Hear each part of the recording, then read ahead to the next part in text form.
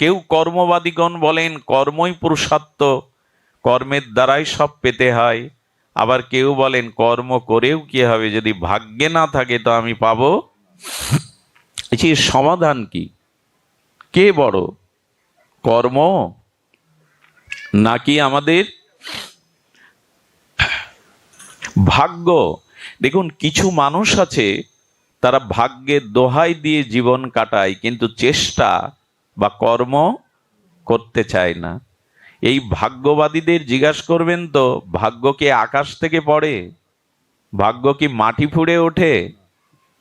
আসলে আমাদেরই কর্ম যেমন, দেখুন একটি গীতার শ্লোকে বলছে কর্মান্নে বাদিকারাস্তে মা ফলেষু কদাচন। কর্মে তোমার অধিকার, কিন্তু ফলে অধিকার নেই। এতদিন আমরা এইটাই জানতাম, কিন্তু ওর মধ্যে একটা রহস্য ব্যক্ত করেছেন ভগবান। কর্মান্নে অর্থাৎ আগে কর্ম করো, কর্ম করলে তদরূপ ফল আশা করতে হবে না, তুমি পাবে। বুঝতে পেরেছেন শ্লোকটার রহস্য? কর্মান্নে বাদিকারাস্তে মা ফলেষু কদাচন, কর্ম করো ফলের আশা করো না। কিন্তু শ্লোকটার যথার্থ অর্থ কি হবে?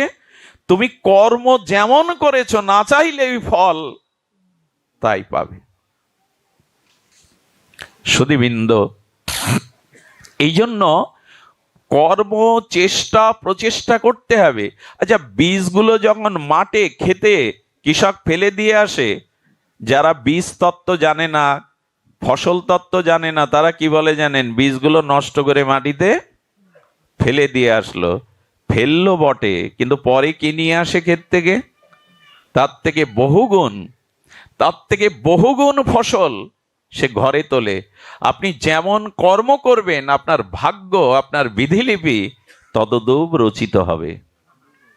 কর্ম অনুযায়ী আপনার ভাগ্য রচিত হবে।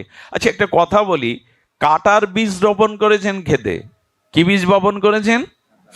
কাঁটা। এখন আপনি যদি বলেন কাঁটার বীজ বপন করেছে, আমি কাঁটা না, ওর থেকে ফুল চাই, এই ভেবে ওখানে 7 দিন ভাগবত পাঠ দেন ওই খেতে প্যান্ডেল করে, গঙ্গা জল যমুনার জল ঢালুন, আর ওখানে বৈষ্ণব সেবা দিন 7 দিন, এরপরেও কাঁটার বীজ ফুল হবে তো? সবাই কিন্তু বলছেন না, হবে কি? কেন হবে না? আপনি বীজ বুঝে দেন কাঁটার, ওখানে গঙ্গা জল যমুনার জল ভাগবত পাঠ বৈষ্ণব সেবা দিলে বীজ কখনো কাঁটার বীজ হবে না। তেমনি অনেকেই প্রশ্ন করে, বাবা কর্ম বড় বলছেন, যেমন কর্ম তেমনই ফল হয়, কিন্তু দেখা যায় এই জগতে অনেক দুষ্ট ব্যক্তি, অধার্মিক ব্যক্তি, তারা সুখে আছে, ব্যাংক ব্যালেন্স, টাকা পয়সা, তাদের রোগ শোক নেই। আর যিনি ধর্মকর্ম করছেন, ন্যায় নীতি পরায়ণ, তার রোগের শেষ নেই, তার শোকের শেষ নেই। তো যেমন কর্ম তেমন ফল কি করে বুঝবো? এই প্রশ্ন প্রায় লোক করেন। অনেকের মনে এই প্রশ্ন জাগে যে উনি ভালো কর্ম করছেন না, অথচ উনি ভালো আছেন, ছেলে ইঞ্জিনিয়ার, মেয়ে ডাক্তার, ওনার সুখের শেষ নেই। অথচ যে মানুষটা ন্যায় নীতি আদর্শ ধার্মিক, তার বিপদের শেষ নেই, তার লাঞ্ছনার শেষ নেই। তা আপনারা বলেন যেমন কর্ম তেমন ফল। এর কারণ শুনুন, এর কারণ একটাই, ব্যাংকে 20 বছর আগে যা জমা রেখেছেন, সুদে আসলে 20 বছর পর তা ফেরত পাবেন কিনা? যা রেখেছেন তা পাবেন না, 20 বা 50 বছর পরেও তা পাবেন। এই কর্মটা আপনার এই জন্মের না। সুকর্ম করেও এখন যে ফল ভোগ করছেন আপনি, কষ্ট দুঃখ লাঞ্ছনা অপমান, এটা কোনো না কোনো জন্মের, অতীতের জন্মের ফল, ওই প্রভাবটা প্রারব্ধ রূপে এখন ভোগ করছে। কিন্তু বর্তমানে যে আপনি ধর্ম কর্ম আদর্শ নিয়ে চলছেন, এর ফলটা পরে পাবেন। তার কারণ বীজ এখনই পড়লে, বৃক্ষ এখন রোপণ করলে এখনই ফল দেবে না, কিছুটা বিলম্ব হবে। এই জন্য মানুষের উচিত বর্তমান সময়টা সৎকর্মে কাটানো। অতীতে তা যা হয়ে গেছে সেগুলো কর্মরূপে আসুক, অপমান অভাব অনটন রোগ শোক রূপে, কিন্তু নূতন করে আর কুকর্ম যাতে না করতে হয়। হরিকথা ভাগবত পাঠ বৈষ্ণব সেবা দেওয়ার ফলটা অন্য কোনো জন্মে পাবেন, কিন্তু কাটার বীজ কখনো ফুল হয়ে দেখা দেবে না। এই জন্য উচিত হলো বর্তমান সময়ের কর্মটা সৎ করা, যেন আমার দ্বারা কারো ক্ষতি না হয়, আমি যেন লোকের অকল্যাণ চিন্তা না করি, কাউকে যেন অভিমানে অহংকারে পিছনে টেনে না ধরি। এই কর্মগুলো যদি এখন করতে থাকেন, আপনার জীবন ভবিষ্যৎ ফুল ফুটবেই।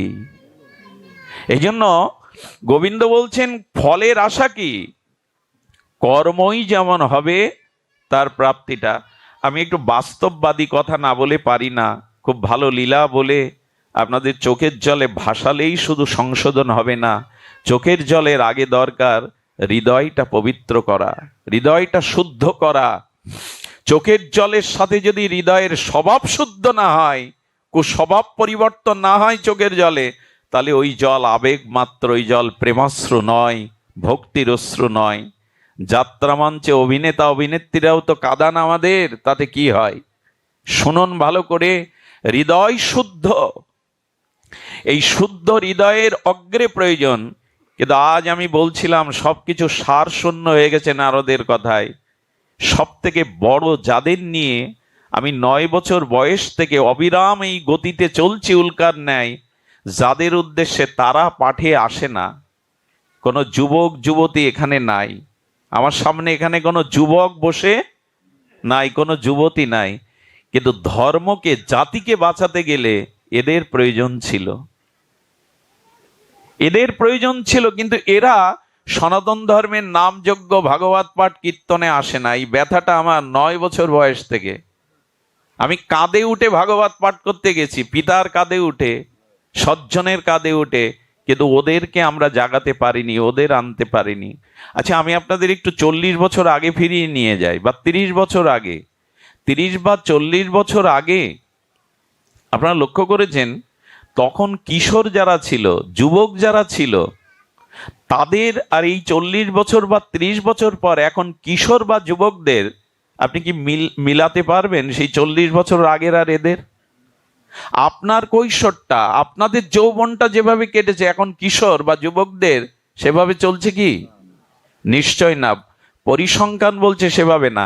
এই পরিবর্তন 30-40 বছরে কেন এতটা তাদের এই বিমুখতা? তারা ড্রাগে আসক্ত হচ্ছে বিশ্ববিদ্যালয়ে পড়ে, হেন কাজ নেই যে কিশোর গ্যাংরা করে ফেলছে না, যা তা করে ফেলছে তারা। সমাজের যা কিছু চিত্রপট, বার্তা, সংবাদ, যা কিছু পরিস্থিতি, এই কিশোর যুবকদের এই পরিণতির কারণ কি? কারণ যদি বলি, একটি কারণ শুনুন, এর থেকে একটা সমাধান আছে।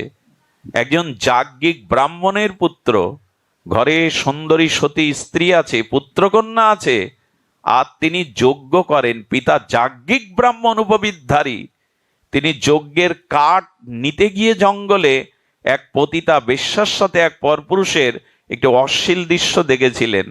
দেখেই তার ওই পতিতার প্রতি এত মোহ জন্মে যায়, উনি পিতাকে মাতাকে ত্যাগ করে, স্ত্রী পুত্র ত্যাগ করে সেই পতিতাকে বিয়ে করে জঙ্গলে ডাকাতি রাহাজানি এন পাপ নেই করেনি। আর এই চরিত্রটা ভাগবতের চরিত্র। এনার নাম অজামিল, এনার নাম অজামিল। একজন যাজ্ঞিক মুনির পুত্র একটা অশ্লীল দৃশ্য দেখে তার তপস্যা, তার যজ্ঞ শেষ করে দিয়ে, হেন পাপ নেই সে করেনি, পতিতাকেই বিয়ে করে ঘনশ্যাম বাড়ল। 40 বছর আগে আপনাদের হাতে মোবাইল ছিল না, নেট ছিল না। এই অশ্লীলতা যখনই এর মধ্যে দিয়ে এই যুবক কিশোর যারা ছোটবেলা থেকে আপনি মনে করেন কিছু বোঝে না, ওরা যে কি খোলে যেন এখন মোবাইলে কি করে রাখে, লকটা খুলেই ওরা যে আঙুলটা সরায়, ওর মধ্যে দিয়ে ওদের দৃশ্যপটে যা আসে, যে শব্দ, যে দৃশ্য, আজকে প্রেক্ষাপট পরিবর্তনের 90% কারণ এই অশ্লীলতাইগুলো, এই আকাশ সংস্কৃতি, এই অশ্লীলতাইগুলো। মানুষ যা দেখে তাই শেখে। অপরকে মেরে ফেলছে, অপরের চোখ তুলে নিচ্ছে কেন? আপনারা দেখবেন সুপার পাওয়ার যা দেখানো হয়, ওতে দালান ভেঙে দিচ্ছে, উড়ে যাচ্ছে। এইসব কিশোর মনের মধ্যে, এই ছোট ছোট বালক বালিকাদের মধ্যে, তাদের ভিতরে এই ভাবনাগুলো প্রকাশ হতে থাকে। এই অশ্লীলতাইগুলো, আকাশ সংস্কৃতিগুলোই, এই বিরূপ সংস্কৃতিগুলোই আজকের দিনে রবীন্দ্রনাথ হারিয়ে গেছে, বঙ্কিম হারিয়ে গেছে, শরৎচন্দ্র হারিয়ে ফেলেছে আমরা। এখন তো গ্রন্থই কেউ দেখে না, ভাগবত গুলো, গীতাগুলো আছে পেপারে মোড়ানো, লাল কাপড়ে মোড়ানো, আর কখন ব্যবহার করে? মরে গেলে মরার বুকের উপরে দিয়ে দেয়। এই জাতির এতটা দুর্দশা, বেঁচে থাকতে এটা গ্রহণ করে না। এদের হাতে যেটা তুলে দিয়েছেন, এদের আগামী 10 বছরে সমাজ ব্যবস্থা ভেঙে চুরে খান খান হয়ে যাবে। মোবাইল বন্ধ করে দেবেন? ওদের হাতে দেবেন না, এটা সমাধান নয়। সমাধানটা নিন। সমাধানটা হলো, আকাশ থেকে বৃষ্টি পড়ছে, বৃষ্টি আপনার কাঙ্ক্ষিত নয়, ফসলের জনজীবনের ক্ষতি করছে, বৃষ্টি বন্ধ করতে পারবেন? তাহলে কি করবেন? ছাতা ধরুন। বৃষ্টি বন্ধ করা যাবে না, ছাতা ধরুন। ওই সন্তানদেরকে ছোটবেলার দ্বারা, বাড়িতে ধর্ম চর্চার দ্বারা, প্রার্থনা সংকীর্তনের দ্বারা, গীতা ভাগবতের বাণীর দ্বারা সংস্কার গড়ে তুলুন। বৃষ্টি বন্ধ করার দরকার নেই, ছাতা ধরতে শেখান। এর মধ্যেও কি করে নিজেকে রক্ষা করা যায়, এই আদর্শটা পারিবারিকভাবে দিন। শুধু মন্দিরে নয়, আসরে নয়, বাড়িতে এই ধর্ম অনুশীলন, বাড়িতে অন্তত সপ্তাহে একদিন পাঠ হওয়া উচিত। প্রতিদিন যদি না হয়, স্বামী স্ত্রী মিলে পাড়ায় যে মানুষটা পাঠ করতে পারে তাকে দিয়ে একদিন পাঠ দেবেন। আজকে এইখানের পরিবেশটা দেখুন, এখানে অনেক ধনীজন, মান্যজন, বিদ্বানজন, বিদগতজন আছেন। এখানের পরিবেশের দিকে তাকিয়ে দেখুন, এখানে অসৎ চিন্তা করার ক্ষমতা হারিয়ে ফেলবে মানুষ। এই পরিবেশের মধ্যে আসলে মানুষের মন অন্তত কিছুক্ষণের জন্য সদ্ভাবনার, সাত্ত্বিক ভাবনার উদয় হবে। বাড়িতে অন্তত সপ্তাহে একদিন বউ ছেলে মেয়ে সবাইকে নিয়ে পাঠ দিন। সকাল সন্ধ্যা করতাল খোল বাজিয়ে একটু হরিনামের ব্যবস্থা করুন। একে অপরকে, ছোটরা বড়দেরকে প্রণাম করতে শেখান। এই জিনিসগুলোই ওদের ছাতা ধরতে শেখাবে। বৃষ্টি বন্ধ করে লাভ নেই, ও পারবেন না আপনি। ছাতা ধরতে শেখান। কই সেই অনুশীলন? সেই অনুশীলন আমাদের কই? অবাক হয়ে যেতে হয়, জামাই বাবুর সাথে শালিকাকে মা তার ছোট মেয়েকে সাজিয়ে গুজিয়ে বলে সিনেমায় যা, মেলায় ঘুরে আয়, অথচ বাপ মা ভাগবতে যুবক যুবতীদের আনে না, হরিকথাতে আনে না। এখানে এই হলো দুর্দশা। এই জাতির কি করে অন্ধকার ঘুচবে আমি জানি না, তবে বাড়িতে ভাগবত চর্চা, শাস্ত্র অনুশীলন শুরু করুন। বাইরের যে আবহাওয়া তা কিন্তু টেনে হিস্টে নিয়ে যাবে আপনার ঘরের সন্তানকে সর্বনাশ করার জন্য, আপনার ঘরের লক্ষ্মী সরস্বতীকে বিনষ্ট করার জন্য কিন্তু টেনে নিয়ে যাবে। সেই আকর্ষণের জাল চারিদিকেই বিস্তার করা আছে। ঘরে আধ্যাত্মিক অনুশীলন করুন।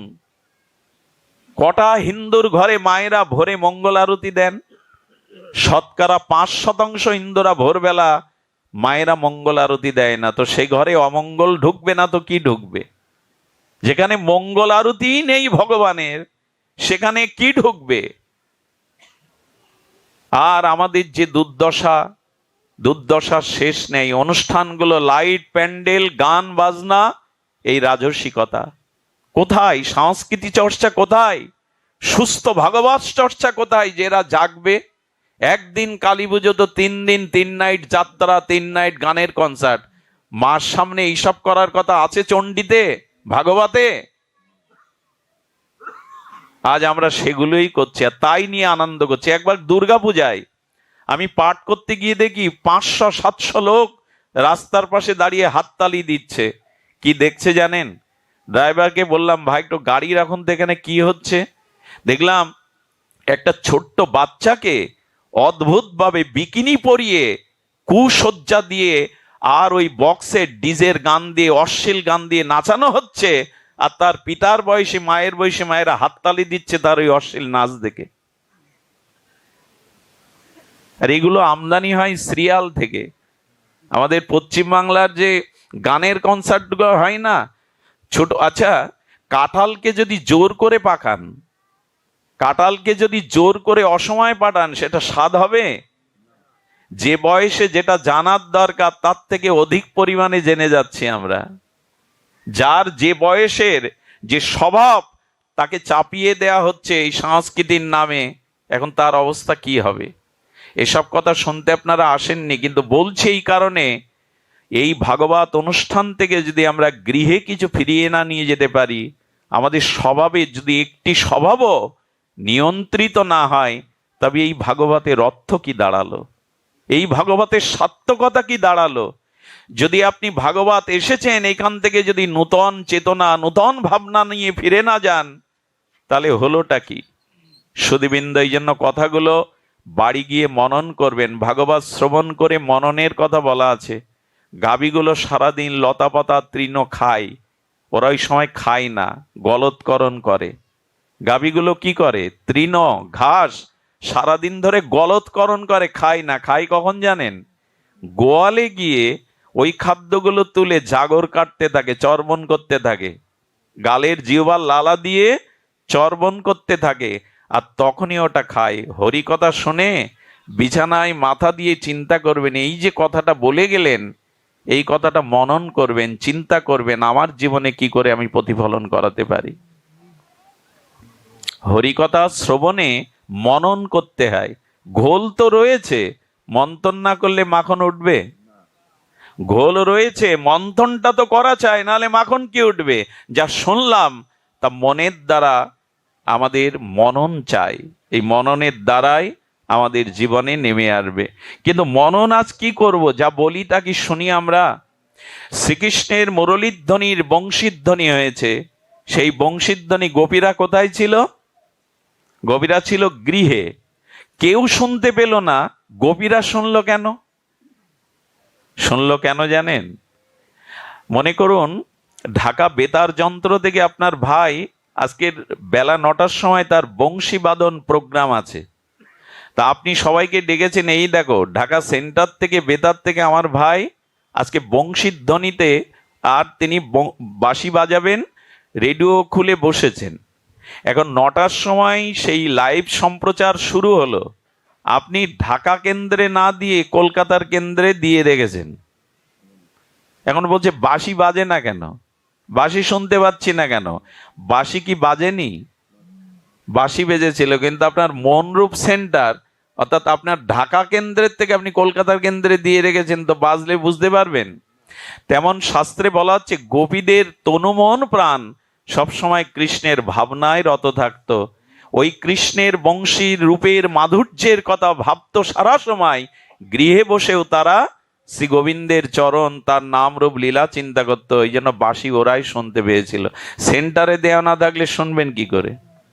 গোপীদের মন প্রাণ কোন সেন্টারে ছিল? শ্রীকৃষ্ণের চরণে, তার মাধুর্যে, তার লীলাতে, তার নাম রূপে।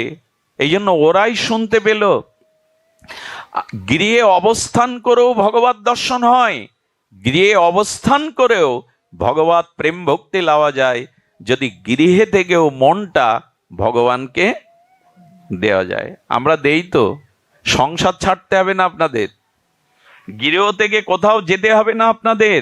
গোপীদের মতো গৃহে থেকেই ভগবানকে স্মরণ করুন। একটা জিনিস দেখুন, অনেক মানুষ মন্দিরে যায়, ভগবানের মূর্তি বিগ্রহ দর্শন করে আসে, কিন্তু উত্তম হলো শুধু মন্দিরে ভগবানকে দেখে, মন্দিরে গেলে যেমন প্রণাম করেন, স্তুতি করেন, পায়ের পাদুকা খুলে প্রণতি জানান, প্রণাম জানান, সেখানে প্রণামী দেন, একটি প্রসাদ ফলাদি দেন, তেমনি বাড়িটাকেও মন্দির মনে করা। মন্দিরে গিয়ে বিগ্রহ দর্শনে যে ভাব দেখান, বাড়িটাই মন্দির মনে করে বাড়ির ঠাকুরকে ওই জাতীয় প্রতিদিন প্রণাম শ্রদ্ধা করা উচিত। গৃহটাই মন্দির, আমরা গৃহটাকে মন্দির করতে পারিনি। শোনেন, গৃহ মন্দিরে যদি অশান্তি থাকে, এই মন্দিরে এসে শান্তি আপনি পাবেন না, ও তীর্থে গেলেও পাবেন না। এই জন্য গৃহটাকেই মন্দির করুন। নিজ বাসস্থানে অবস্থান করলে নিত্য যেখানে ভগবানের মঙ্গল আরতি, নিত্য যেখানে ভগবানের ভোগরাগ, নিত্য যেখানে ভগবানের গীতা ভাগবত পাঠ, নিত্য যেখানে ভগবানের প্রার্থনা স্তুতি হয়, সেই গৃহটা গৃহ না, সেটাই মন্দিরের রূপ নেয়। অর্চন করলে কি হয় জানেন? একই ইট কাঠ ছাদ দিয়ে আপনার বাড়ি তৈরি করা, একই ঘরের কোণে যেখানে ঠাকুরের আসন পাতা, ওইখানের গন্ধটা, আর যেখানে শয়ন করেন ওই ওই প্রকোষ্ঠের, একই প্রকোষ্ঠের মধ্যে সেখানের গন্ধটা একই। কেন? একই তো ঘর। আসলে ওখানে নিত্য ধূপ ধীপ জ্বলে, ওখানে নিত্য তুলসী অর্চন হয়, এই জন্য ওখানের বাতাবরণটা পবিত্র হয়ে গেছে, সুগন্ধে ভরে গেছে। কিন্তু যেখানে শয়ন করি ওখানে এই পবিত্রতাটা নাই। একই ঘরে একই ইটকাঠের মধ্যে দুই জায়গার দুই অনুভূতি। এর একটাই কারণ, ওখানে স্তব স্তুতি হয়। তো যে বাড়িতে নিত্য ভগবানের ভোগ রাগ পূজা আরতি স্তুতি পাঠাদি হয়, সেই গৃহটাই মন্দির হয়ে যায়। আমরা প্লেট বসাতে পারলে বাঁচি। মন্দিরগুলো দুতলা করে প্লেট বসান, আপত্তি নাই, 5 তলা করুন, কিন্তু গৃহটাকেই মন্দির করুন। এটাই হলো গৃহে বসে ভগবানকে পাওয়ার উপায়। গৃহ আর মন্দির। আচ্ছা, মন্দিরে কেউ জুতো পায়ে দিয়ে ওঠেন? সহসা ওঠেন কি? কিন্তু দেখবেন অনেক হিন্দুর ঘরে, যে ঘরে ঠাকুর রয়েছে, ছেলে বিলে বন্ধু বান্ধব জুতো পায়ে দিয়ে ওই ঘরে ওঠে, দুজোড়া জুতোও রাখা আছে। এটা কিসের কিসের ভালোবাসা? এটা কিসের? গৃহটায় আশ্রম। শুধু সন্ন্যাস আশ্রম আশ্রম নয়, জ্যোতি আশ্রম, সন্ন্যাস আশ্রম। শ্রেষ্ঠ আশ্রম হলো গারস্থ আশ্রম। মহাপুরুষগণ কোথা থেকে আসে? সন্ন্যাস থেকে। কোন মায়ের গর্ভে গৃহাশ্রম থেকে সন্ন্যাসী জন্মায়, অবতার আসে, মহাপুরুষ আসে। এই গৃহটাকে মন্দির করতে পারিনি আমরা। মন্দির করেছি পাড়ায়।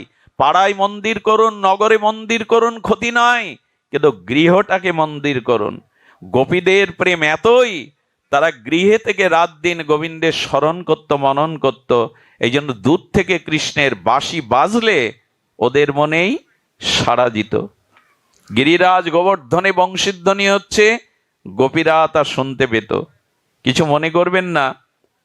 অনেক মানুষ সকালে উঠে তো স্নান করে, আর স্নান করে স্ত্রীকে বলে 1 কাপ চা খাওয়া ভালো, আমি নিষেধ করছি না, চা খান। পায়ের উপরে পা দিয়ে এইবার খবরের কাগজ চাই, স্থানীয় পেপার, জাতীয় পেপার। আধা ঘন্টা 20 মিনিট তো পেপার দেখেন। আচ্ছা, দেশের দুরবস্থা, দেশের দুরবস্থা পড়ে আপনি দূর করতে পারবেন, সমাধান করতে পারবেন?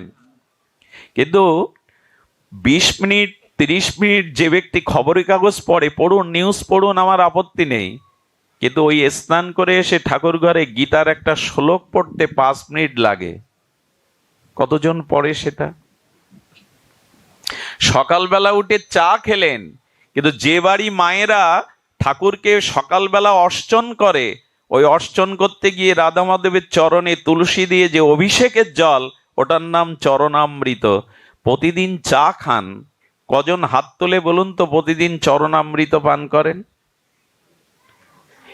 এই 500 যদি 600 লোক থাকে, এর মধ্যে 2-4 জন হাত তুলতে পারবে। এর কারণ কি? চা খেতে ভালো লাগে, না খেলে মাথা যন্ত্রণা করে। আরে, চৈত্রের প্রখর রৌদ্র বলে লেবু চা, লেবু চা, মাথা ঘোরে চা না খেলে। অথচ চরণামৃততে কি বলা আছে জানেন? অকাল মৃত্যু হরনাম সর্ব পাপ প্রণাশনাম বিনাশনাম। সর্ব পাপ বিনষ্ট হয়, অকাল মৃত্যু পর্যন্ত দূর হয় গোবিন্দের চরণামৃত পেলে। তা পাওয়ার সময় আমাদের নাই, কিন্তু চা প্রতিদিন আমার চাই। চৈত্রের প্রখর রৌদ্রেও 1 কাপ দাও। মঙ্গল চাই কিসে? ওই যে বললাম, ভাগ্য তৈরি হয় কিসে? কর্মের দ্বারা। আপনি যেমন কর্ম করবেন, তজ্জাতীয় ফল প্রাপ্তি রূপে ভাগ্য আপনার জীবনে ধরা দেবে। মঙ্গল, হ্যাঁ, সুখ চাও তুমি, ভোগ চাও তুমি, সুষ্ঠু কিছু করবে না। আবার শুনুন, সুখ চাও তুমি, ভোগ চাও তুমি, সুষ্ঠু কিছু করবে না। ও চাওয়া তো বাতুল চাওয়া, দুর্ভোগ ছাড়া জুটবে না। সুখ চাইলেই পাওয়া যায়, শান্তি চাইলেই পাওয়া যায়। মানুষ আজ এটা শুরু করেছে। শুধু চিন্তা করুন, বাড়িতে আমরা কত কথাই বলি।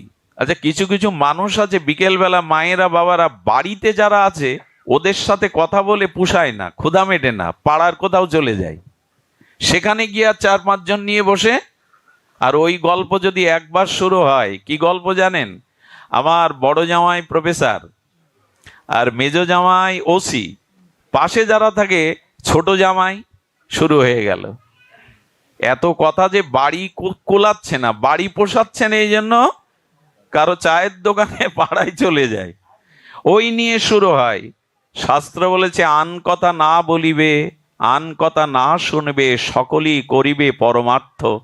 ঠাকুর নরোত্তম বললেন, পরিবারে যাদের সাথে যতটুকু কথা বলা দরকার ততটুকু প্রয়োজনে কথা বলো, অত বকবক করো না, আন কথা বলো না, আন কথা শোনো না, এর দ্বারা অনর্থ আসবে। আজকে কৈকেয়ীর কানে মন্থরা কয়েকটা কথা দিয়ে দিল, আর তাতে রামকে বনবাসে পাঠিয়ে দশরথকেই মেরে দিয়ে বিধবা হয়ে গেল। অসৎ লোকের বার্তা, অসৎ লোকের আন কথা, বিষয় কথা কানে নেবেন না। চাকরি ব্যবসা করতে হয়, যেটুকু কথা বলার কর্তব্য বলবেন, বাইরে গল্পগুজব করে করলে লাভ নেই। আমাদের মহাজন বললেন, দিবস যামিনী আবল তাবল কত পাঁচাল পাড়িতে পারো, তাহার মাঝে একবারও কি রাধা মাধব বলিতে নারো। এত কথাই খুব ফোটাও, তার মধ্যে ভগবানের নামটা একবার নিতে পারো না। এত কথা বলো অথচ ভগবানের কথা নাই। এই জন্য যার মুখে হরি কথা নাই তার কাছে না যাওয়াই ভালো। সে বিষয় কথা আপনার ভিতরে দিয়ে টেনে নামাবে আপনাকে। কি লাভ এত কথা বলে? হরি কথাই কথা আর সব বৃথা ব্যথা। হরি কথাই কথা আর সব বৃথা। আচ্ছা, আপনারা যারা এখানে আছেন, আমি যদি রাজনৈতিক বক্তব্য দিতাম, কোন দলের পক্ষে এরকম লোক এসে বসে থাকছেন চুপচাপ? আমি যদি এই তল্লাটের চেয়ারম্যানের বর্ণনা দিতাম, শুনতেন কেউ? আসতেন এত লোক? এসেছেন কেন? এই গাড়ি করে এত কষ্ট করে, হরি কথা হবে তাই। এই কথারই সার্থকতা। আন কথা বলে কি পাবো আমি? এই জন্য বললেন, মানুষ মুখে অনেক বাক্য ব্যয় করে, বৃথা বাক্য ব্যয় করে, অথচ সেই মুখে সেই জিহ্বায় হরির নাম নেয় না। এর থেকে কি করে ভাগ্য চাই আমরা? সৌভাগ্য। এই আচরণগুলো বদলান। জিহ্বার দ্বারায় অনেক পাপ হয়, শুনে রাখুন। পৃথিবীতে দুটো জিনিস দ্বারা সব থেকে বেশি পাপ হয়, পতন হয়, একটা চোখ আর একটা হলো জিহ্বা। এই দুটো জিনিস সংযত যার নাই, সে ভগবত ভক্তির অধিকারী নয়। বাইরে গেলে যেখানেই যান এই দুটো জিনিস সংযত রাখবেন। জিহ্বা খুব পবিত্র বস্তু, ওখানে কোনো হাড় নেই, সব নরম। ভগবান ওখানে রস দিয়েছেন, এত রস অন্য কিছুতে টক দিলে টকের রস বেরোয়, মিষ্টি দিলে মিষ্টি। রসটা বলেছেন যাতে হরি কথামৃত, হরি নামের রসের সাথে এই রস মিশাতে পারো। হরি কথা বলো, হরি কথা শোনো। জিহ্বার গুরুত্ব অনেক। মৃত্যুর সময় যদি জিহ্বা একবার হা রাধে বলতে পারে, আপনি পার পেয়ে গেলেন। ওই যে অজামিল মৃত্যুর সময় একবার নারায়ণ বললেন, পুত্রের নারায়ণ নাম নেওয়ায় তিনি উদ্ধার হয়ে গেলেন। জিহ্বার ভূমিকা অনেক বেশি। সারা জীবন জিহ্বা নাড়ান, অভ্যাস করুন। মৃত্যুর সময় যদি একবার হা রাধে এই শব্দ উচ্চারণ হয়, পার পেয়ে গেলেন আপনি। আচ্ছা, একজন বলছে সারা জীবন ভালো কর্ম করলো না, মৃত্যুর সময় রাধে বলে দেখো, সারা জীবন কুকর্ম করলে কি হবে? মাঝখানে কোনো সাধুর কৃপা পেয়েছে, ভগবত কৃপা পেয়েছে, নাহলে রাধা নাম শুনবে কোথায়? রাধার নাম মনে পড়বে কোথায়? ওই সুকৃতি মনে পড়েছে, রাধা নাম এসে গেছে। অনেকেই বলে ওই নিলে কি হবে। আচ্ছা, আমি একটা দৃষ্টান্ত দেই। সারা বছর একটা ছেলে লেখাপড়া করেনি, পরীক্ষার সময় পাশে একজন ব্রিলিয়ান্ট ছাত্র ছিল। সে দেখলো একই ক্লাসে পড়ি, ওকে একটু সহযোগিতা করি যাতে পাসটা করতে পারে। ও সারা বছর পড়েনি, এখন ওকে খাতা দেখিয়ে দেখিয়ে লেখার সুযোগ দিল। এখন সারা বছর না পড়েও পাস করবে কিনা? তেমনি সারা জীবন হরি বলেনি, কোন স্বীকৃতিতে যদি শেষের সময় একবার হরি বলে, নকল করেও যদি পাস হওয়া যায়, তো একবার রাধা বললে শেষের দিনে পাস হবে না কেন? এই জন্য অভ্যাসটা রাখুন, কখনো কখনো কানে এটা দিন, হরি কথা হরি নাম দিন, যদি একবার বেরিয়ে পড়ে। আমাকে একজন বললেন, মঙ্গলজি এই শরীর দিয়েই তো ভজন সাধন, এভাবে শরীর নষ্ট করছেন কেন? বাড়ি বসে নাম করুন, বাড়ি বসে শাস্ত্র অধ্যয়ন করুন, এইভাবে কেন শরীর নষ্ট করছেন? আমি বললাম, বাবা, মানুষ যৌবনে অনেক আয় করে জমা রেখে দিলে বৃদ্ধ বয়সে বসে খেলেও সেটা ফুরোয় না, লোকের কাছে হাত পাততে হয় না। এই সময়টা যদি সাধুসঙ্গ হরিকথাতে আপনাদের চরণ ধুলিতে সম্পদ, কিছুটা প্রেম ভক্তি কৃপা করুণা সম্পদ জোগাড় করতে পারি, রোগে পড়ে থাকলেও এই সম্পদটাই সেদিন ভাঙিয়ে ভাঙিয়ে ভগবানের চিন্তায় অন্তত চিন্তা করতে পারবো। জোগাড় করুন, এগুলোতে জোগাড় করুন। এই জন্য যার কাছে আন কথা ওখানে না যাওয়াই ভালো। আমি সিডির দোকানে বসেছি, একবার এক গ্রামে পাঠ করতে গেছে, আমাকে যে ডাকে হইল্লোড় করে চলে যায়, কোথায় যাচ্ছি জানি না। তো গিয়ে দেখি রাত 9:30 বাজে পাঠে কেউ আসেনি, 2-4 জন ভক্ত ছাড়া। তা আমি কমিটির কাছে জিজ্ঞাসা করছি, বাবা কাউকে নিমন্ত্রণ দেননি, ভক্তদের জানাননি? বলে জানিয়েছি কিন্তু ওরা আটকে গেছে। আটকে গেছে কোথায়? বলে আমাদের পাশে বাজার, তো এখানে অনেক সিডির দোকান, আজ ক্রিকেট খেলা হচ্ছে, আর যার যার ওইখানেই সব সিরিয়ালে আর খেলাতেই আটকে গেছে, একটু পরে আসবে। আমরাও আটকে যাচ্ছি এইভাবে, এই আটকানোর স্রোতটা ভেঙে এখানে কিছু সঞ্চয় করুন, শেষের দিনে মনে পড়বে। দেখেন, বাড়ি বসে বসে থাকলে এই আসরের কথাও তো মনে আসতে পারে, এগুলো তো মনের ক্যামেরায় ছবি তোলা থাকছে। কোনো ভক্তের, প্রিয় ভক্তের মুখগুলো, এই বাতাবরণগুলো, শেষের দিনে হয়তো এই স্মৃতিটা মনে জেগে যাবে। তাই যেখানে গেলে এই স্মৃতি জাগে, হরি কথা মুখ দিয়ে আসে, সেখানেই যান। আপনারা লক্ষ্য করেছেন যে এইভাবেই আমাদের চলা বলার মধ্যে যদি আমরা সুঅভ্যাসগুলো গড়ে তুলতে পারি, তখনই আমাদের জীবনে কল্যাণ প্রাপ্তি হবে। গোপীদের হরিভক্তির একটু দৃষ্টান্ত দিয়েই আজকের পাঠ বিশ্রাম করি। গোপীরা কিভাবে তনুমন প্রাণ ভগবানকে দিয়েছিল। সুধীবৃন্দ, গোপীদের এই হরিকথা মানুষের জীবনে কি কল্যাণ করে দেখুন। গোপীরা ননি মাখন বেচতে বেরোতো। আচ্ছা, গোপীরা মথুরায় ননি মাখন আনতে কেন বেচতে? একটু ধ্যান দিন কথাটির দিকে। ওরা ননি মাখন সাজিয়ে রাধারানী, ললিতা, বিশাখা, সখীবৃন্দা, তারা নবনীত মাখন বেচতে। আচ্ছা, ওদের কি রাজরানী? তো রাধারানীর চরণ কি সাধারণ? ওরা আসতো কেন জানেন? আসলে ওরা ব্রাহ্মণ পল্লীতে যেত, ওই ঘিগুলো, মাখনগুলো ভগবানের সেবায় যাগযজ্ঞে লাগবে তাই নিয়ে যেত। আর ওরা মাখন মাথায় নিয়ে আসতো এই কারণে, শ্যামসুন্দরের সাথে দেখা করাই ওদের উদ্দেশ্য, অন্য উদ্দেশ্য নয়। যদি বলেন মায়েরা যাবে কেন? বৃন্দাবনে এখনো এই নিয়ম, মায়েরাই বেশি পরিশ্রম করে, ক্ষেতের কাজ, বাইরের কাজ মায়েরাই আজও বেশি করে। কিছু কিছু সমাজে আছে দেখবেন মায়েরাই বেশি খাটে, এমনি আমাদের গৃহেও খাটে। পুরুষ এসে যদি বলে সারাদিন করোটা কি, একদিন বাড়ি থেকে দেখো করেটা কি। তারা চাকরি বাকরি, ব্যবসা বাণিজ্য করেন বটে, ঘরের কাজ কম না। তবে এখন অনেক সুবিধা হয়ে গেছে, এখন কাপড়টাও তো কাচতে হয় না। কি বেরিয়েছে? Washing machine. National TV channel ঘোরাতে গিয়েও খাট থেকে উঠতে হতো, এখন আর উঠতে হয় না। কি টেপে? কাজ সব কমে গেছে এখন। আগের দিনে আর কাঁথা সেলাই এখন নাই। কাঁথা সেলাই আছে? নকশি কাঁথাও নাই, সব কমিয়ে দেয়া হয়ে গেছে। বসে বসে খাও আর রোগগ্রস্ত হও, বসে বসে খাও আর রোগগ্রস্ত হও। যে মায়েরা পরিশ্রম করে, রোগ ব্যাধি তাদের খুব কম হয়। এটা পুরানো দিনে মা ঠাকুমাদের দিকে তাকালে বোঝা যায়। সুধীজন, সব কিছু এত সহজ হওয়া ভালো না। সহজে সব কিছু পেলে সে বস্তুর মূল্যায়ন, এখন আমরা সব সহজ করে ফেলেছি। তার কি করা যাবে? যুগ যেদিকে এগিয়ে যাচ্ছে, আমি বলেছি যুগ বদলানো যাবে না, তবে সংস্কার বদলানো যাবে। গোপীরা মাথায় ননি নিয়ে কি বলতো জানেন? আচ্ছা, বলা উচিত কি, মাখন নেবে, দই নেবে, কিন্তু দেখবার জন্য এসেছে তো গোবিন্দকে। ওদের মনে কার জায়গা? ওরা কি বলতো জানেন? গোবিন্দ নেবে, কানাই নেবে। আহা, ওদের ভেতরের ভাবনাটা মুখ দিয়ে কানাই চলে আসতো, গোবিন্দ চলে আসতো। বলো, ও গোপী, তোমরা কানাই নেবে মানে, গোপী নেবে মানে? ওদের ভাবনায়, ওদের চিন্তনে, ওদের মননে শুধু এই একটি নাম, সুধীজন। এই গোপীগণ তারা এমনি করেই ভগবানকে স্মরণ করতো। আসতো কেন? যাতে গোবিন্দ বদন দর্শন হয়।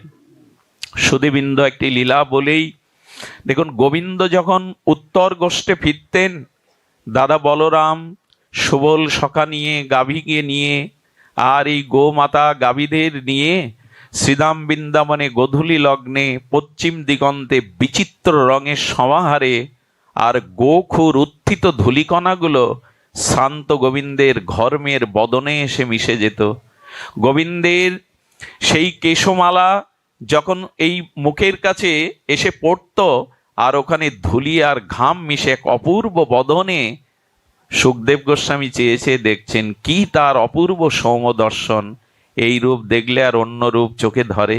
পীতবরণধারী শিখাপুচ্ছধারী ত্রিভঙ্গ মোরারি, আজ গোপীর মন, সেই মন প্রেমধন চুরি করা, আমাদের সেই ননীচোর মনোচোর গোপী প্রেমের আর সেই মূর্তি মাধুর্য বিগ্রহ যখন উত্তর গোষ্ঠ থেকে আসতেন, সমস্ত ব্রজবাসীরা যমুনা পুলিনের ধারে গোষ্ঠের রাস্তার ধারে দাঁড়াতো, যেন সারাদিনের অদর্শনের বিরহ তাপ জোড়াবার জন্য তারা গোবিন্দের ওই বংশীধ্বনি আর তার অপূর্ব মাধুর্যময় মূরতি দর্শন করে সারাদিনের বিরহ তাপকে তারা জোড়াতো। এই জন্য পাশে এসে দাঁড়াতো। রাধারানী তো সবসময় রাস্তায় আসতে পারেন না। রাধারানী চিলেকোটার উপরে দাঁড়িয়ে প্রিয় নর্ম সখীবৃন্দ সহ গোবিন্দের প্রতীক্ষা করছে। আমাদের চোখ চেয়ে থাকে তো তাকে দেখবার জন্য। গোবিন্দ আসছেন আর মুরলীর ধ্বনিতে ব্রজের আনন্দময় আনন্দ দান করতে করতে আর ধেনুবৎস নিয়ে তিনি চলেছেন। দাদা বলরামকে একটু আগে দিয়ে গোবিন্দ একটু পিছনে পড়েছেন। আমাদের নটকিশোর নটবর আর এই কিশোর মণি তিনি আসছেন। রাধারানী, আচ্ছা ভগবানের কোনটা আগে দেখতে হয়, চরণ না বদন? চরণই দেখতে হয়, ওইখানেই তো সব। রাধারানী গোবিন্দের চরণের দিকে দৃষ্টি পড়েছে। চরণের দিকে দৃষ্টি দেওয়ার সাথে সাথে রাধারানীর গায়ে যেরকম গরম সেক দিলে ফোসকা ওঠে না, পুড়ে যায়, ওই কমল রাধারানীর অঙ্গের কমলতার তুলনা কি আমাদের মুখে মানায়? পৃথিবীতে সব থেকে কমল ফুল হলো শিরীষ কুসুম। কি কুসুম? শিরীষ কুসুম। শিরীষ কুসুমের শিরীষ ফুলের পাপড়িগুলো এত সূক্ষ্ম যে আপনার গায়ে যদি শত শত ছুঁড়েও মারা যায় আপনার অনুভূতি হবে না গায়ে কিছু পড়লো কিনা। তা শিরীষ কুসুম সম এই রাধারানীর কোমল শ্রী অঙ্গ গোবিন্দের চরণ দর্শনের সাথে সাথে তার গায়ে লাল যেন কে তাপ বা ছেক দিচ্ছে। ললিতা বলছে, রায় রায় তোর শ্রীঅঙ্গে এত তাপের চিহ্ন কেন? রাধারানী বলছেন, ওই দেখ আমার রাধা জন্ম বৃথা হলো। বিশাখায় গিয়ে বলছে, কেন রায়? বলে, আমার রাধা জন্ম বৃথা হলো। আমি যদি পদ্ম হয়ে জন্মাতে পারতাম এই জন্ম সার্থক করতে পারতাম। কেন রে রায়? পদ্ম হয়ে জন্মালে কেন সার্থক হতিস? ওই দেখ প্রিয়ের চরণটা সারাদিনের রৌদ্র তপ্ত, ব্রজ রেণু ব্রজ বালিকণাগুলো তাপ হয়ে গেছে, আর তিনি খালি চরণে নগ্ন পায়ে ওই ধ্বজ অঙ্কুশ চিহ্নিত দিব্য কোমল চরণ, যে চরণ হাত দিতেও লক্ষ্মী দেবীর বুক কাঁপে, যে চরণ হাত দিতে গিয়েও লাল হয়ে যায়, সেই চরণ আজ তপ্ত ব্রজের ধুলির ওপরে পড়ছে। ওরে আমার রাধা জন্ম বৃথা। আমি যদি পদ্ম হয়ে জন্মাতে পারতাম, প্রাণবধূ যেখানে যেখানে চরণ রাখছেন ওইখানে একটা পদ্ম হয়ে ফুটে থাকতাম, যাতে ওই চরণে ব্যথা না পৌঁছায়। এলো রাধারানীর অনুভূতি, যাতে ওই চরণে ব্যথা না পৌঁছায়। রাধারানীর অঙ্গে এক একটা ব্যথার ছেক লাগছে ওই চরণের কথা ভেবে। এই হলো সেবা, এই হলো ভগবানকে যথাযথ স্মরণ করা। ললিতাকে ডেকে ডেকে বলছে, ললিতা এই সৌম্য এই অপরূপ মাধুর্য রূপ মাধুরী দেখতে বিধাতা আমাদের দুটি চোখ দিল। বিধাতাকে গালি দিচ্ছে রাধারানী, ব্রহ্মাকে গালি দিচ্ছে, বিধাতাকে গালি দিচ্ছে। কি বলে জানেন? কোটি আঁখি দিল না বিধি, দিল মাত্র দুই, তার মাঝে নিমেষ দিল কি দেখিব মই। বিধি তুমি কি রস সৃজন জানো না? তোমার কি রসবোধ নাই? এই নয়ন অভিরাম মনোহর ত্রিভঙ্গ মুরারি মাধুর্য রূপ দেখতে কেউ দুটো চোখ দেয়? কোটি আঁখি কেন দিল না? এই হলো তৃষ্ণা, এই হলো প্রেমের ভাষা, এই হলো ব্রজের ভাষা, এই হলো গোপীদের ভাষা। কেন কোটি আঁখি দিল না? দুটো চোখ দিয়ে কখনো ভগবানের সৌন্দর্যকে দেখেছি? যুগল মাধুর্য মূর্তি দেখে আনন্দ পেয়েছি? কই পাইনি তো। আজ রাধারানী বলছেন, কেন কোটি আঁখি দিল না? বিধি যোগ্য সৃজন জানে না, বিধি অরসজ্ঞ রস সৃজন জানে না, জানলে এইরূপ দেখবার জন্য দুটো চক্ষু দেয়? আচ্ছা, দুটো চক্ষু যদিও দিল, কেন চোখের পলক দিল, নিমেষ দিল, কি দেখিব মই? চোখের পলকটাকেও তারা সহ্য করতে পারছে না। রাধারানীকে বলা হয়েছিল, রাধে পলকটা সহ্য করতে পারছো না কেন? চোখের পলক। বললেন, পলক কেন দিল? কারণ এক পলক পড়লেই যেটুকু সময় হারিয়ে ফেলি, মনে হয় এক যুগ তাকে দেখিনি, এক যুগ তাকে হারিয়ে ফেলেছে। বহুদিন পর সন্তান বাড়ি এলে যেমন মা কেঁদে বলে, বুকে জড়িয়ে ধরে বলে, কতদিন তোকে দেখিনি খোকা। এটা ভালোবাসার ভাষা, এটা প্রেমের ভাষা। তেমনি ললিতা, বিশাখা, রাধারানী বলছে জড়িয়ে ধরে, ওরে বিধি কেন পলক দিল? পলক পড়লেই তো মনে হয় তাকে কত যুগ যুগান্তর হারিয়ে ফেললাম। রাধারানী একদিন বলছিলেন, ললিতা আমাকে একটা সাধনা শিখিয়ে দিতে পারিস? রায়, তোর আবার কি সাধনা করবি? কিসের জন্য সাধনা করবি? বললেন, মাছেরা যে সাধনা করে চোখ পেয়েছে, আমি সেই চোখ চাই। নাকি মানে মাছের চোখের পলক পড়ে না, মাছের চোখের পলক পড়ে না। বললেন, এ পৃথিবীতে সব প্রাণীরই পলক দিয়েছে, মাছ কোন তপস্যা করেছে বলতে পারিস? ওর পলক পড়ে না কেন রায়? বলল, আমি তপস্যা করে মাছের চোখ পেতাম, যাতে প্রাণবধূকে দেখতে আমার পলক না পড়ে। বলতে পারিস কি, কোন সাধনায় আমি মাছের চোখ পাবো? এগুলো কি আবেগের ভাষা? আবেগের নয়, এটাই হলো প্রেমের থেকে উত্থিত ব্রজপ্রেমের ভাষা। একেই বলে তাকে সর্বস্ব দিয়ে ভালোবাসা, চোখের আড়াল না হতে দেওয়া। বললেন, মাছের চোখ যদি পেতাম, ওই রূপমাধুর্য দর্শনে নয়নকে, জীবনকে সার্থক করতে পারতাম। প্রেম না হলে এ ভাষা আসবে না, প্রেম না হলে অনুভূতিও আমরা বুঝতে পারবো না। এটা প্রলাপ মনে হবে যাদের ভিতরে এই প্রেম নাই। ললিতা বলল, তো তপস্যা করে মাছের চোখ যদি পাবি, তো গোবিন্দ তো তোর নয়ন সম্মুখে দাঁড়ায় না। গোবিন্দ তো নয়নের সম্মুখে তো সবসময় দাঁড়ায় না, গোবিন্দ তো কত লীলা করে। তুই কি করবি? বললো, মাছের চোখ পেলে পাখির কাছ থেকে ভিক্ষা করে দুটো ডানা নিতাম, ওই চোখের ডানা বেঁধে যেখানে আমার প্রাণবধূ দাঁড়াতো, যেখানে থাকতো সেখানে উড়ে যেতাম তাকে দেখবার জন্য, তাকে দেখবার জন্য আমি উড়ে যেতাম। রাধারানী এই বলতে বলতে মাঝে মাঝে মূর্ছিত হয়ে পড়ে যান। আর দশম দশায় তিনি মূর্ছিত হয়ে পড়ে যান। ললিতা, বিশাখা তখন চিন্তা করলেন, এইভাবে বারবার যদি দশম দশায় মূর্ছিত হয়ে পড়ে যায়, রাধারানী মাঝে মাঝে কি করেন জানেন? বাসরক সজ্জিকা, গোবিন্দ ব্রজ থেকে চলে গেছে, রাধারানী মনে নাই, প্রিয় এখনো ব্রজে আছে, সে কথা দিয়েছিল ন গচ্ছতি, এক পাও ব্রজ থেকে তিনি কোথাও যান না। এই অনুভবে রাধারানী তাড়াতাড়ি বলছেন, আরে সখীগণ, আমাকে সংকেত কুঞ্জে নিয়ে চলো। সংকেত কুঞ্জে যদি ব্রজে যান একবার যাবেন, আমার সৌভাগ্য হয়েছিল, জায়গাটা বড় মধুর। সেই কাল কোলাহলের দিনে এখনো সেখানে গেলে মনে হয় এইখানেই সেই লীলা রচনা করেছিলেন ঠাকুরানী প্রীতিময়ী, আমাদের কৃষ্ণ প্রেমের পূর্ণিমা ভাবময়ী লাদিনী অধীশ্বরী রাধা ঠাকুরানী।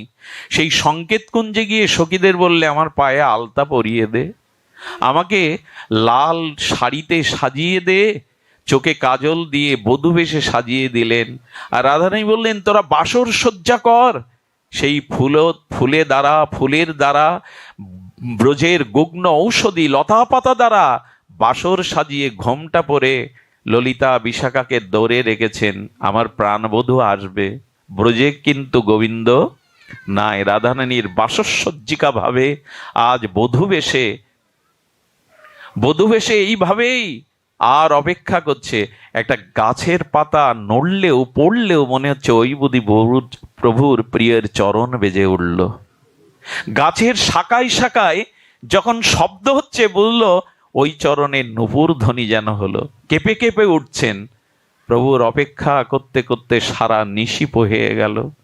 ভোরবেলা যেন প্রাণের আবেশে স্ফুটে দেখছেন বধূ এসে দাঁড়িয়েছে সামনে। বলে, ওকে চলে যেতে বল, ওর মুখ আমি দেখব না, ওর মুখ দেখব না, ওকে চলে যেতে বল। ও সারা রাত অন্য কোনো কুঞ্জে কাটিয়ে এসেছে, চলে যেতে বল, ওর মুখ দেখবো না। সব কিন্তু ওই ভাবাবেশে। ওই কুঞ্জ সাজিয়ে যখন বিদায় নিল, তখন লাল কাপড় আলতা মুছে দিয়ে লতা পাতা বাসরটাকে ভেঙে চুরে মাটিতে লুটিয়ে কাঁদছে, ওরে পেয়েও তো তাকে হারালাম, কেন তাকে দূরে সরিয়ে দিলাম, কেন তাকে বের করে দিলাম নয়নের সম্মুখে। ওরে ললিতা, ওরে বিশাখা, তাকে আবার এনে দে। জড়িয়ে ধরে ললিতা বলেন, আগেই বলেছিলাম তাকে ভালোবাসিস না, তাকে ভালোবাসলে শুধু কাঁদতেই হয়, তাকে ভালোবাসলে শুধু তার প্রতীক্ষায় থাকতে হয়, আগেই বলেছিলাম ভালোবাসিস না তাকে। বলে, ওরে তাকে কি ভালো না বেশে পারা যায়? এই জগতে ভালোবাসার অন্য কেউ নাই, ভালোবাসা তো তার থেকেই এসছে, প্রেম তো তার থেকেই এসছে। ললিতা বিশাখা রাধারানীকে এইভাবে সান্ত্বনা দিতেন। মাঝে মাঝে দৌড়ে বললেন, ললিতা আমি আমার শ্যামকে পেয়েছি। কোথায় পেয়েছিস? এই দেখ আমার নখের জ্যোতির মধ্যে আমার শ্যাম সুন্দর, বলে নখটা জড়িয়ে ধরতেন বুকের মধ্যে। এইভাবে এই ব্রজ গোপিকারা নিশিদিন তারা গোবিন্দের ধ্যানে গৃহে থেকেও মগ্ন থাকতেন। আপনাদের কাছে শেষ অনুরোধ, এই ব্রজপ্রেমী মহাপ্রভু দিতে এসেছিলেন। গোপীর সাথে গোপীনাথের এই যুগল প্রেম মাধুর্যই আমাদের ভজনের মহাপ্রভুর মহা অবদান। আমরা গৃহে থেকেও যেন ভগবানের নাম, ভগবানের লীলা এভাবেই স্মরণ করতে পারি। আমি এত দূরে স্বভাব সম্ভবত আসি না, কিন্তু কেন জানি না আমাদের শান্তদা, কার্তিক বাবা, মনতোষ দা, শ্যামলদা বারবার বলছিলেন আসার কথা। এসে এইটুকু পেলাম, আপনারা হরিকথার যোগ্য শ্রোতা, হরিকথা শোনার আপনাদের অনেক ব্যাকুলতা। পারলে যেখানেই হরিকথা শুদ্ধ ভক্তের মুখে হরিকথা শ্রবণ করবেন। মহাপ্রভুর কৃপা হলে আবারও যদি কোনো সৌভাগ্য স্বীকৃতিতে হয়, আপনাদের সঙ্গ পাওয়ার অভিলাষ লেখে আজকের মতো হরিকথার এখানেই পূর্ণ বিশ্রাম। জয় শ্রী গুরু প্রেমানন্দে গৌর হরি বল।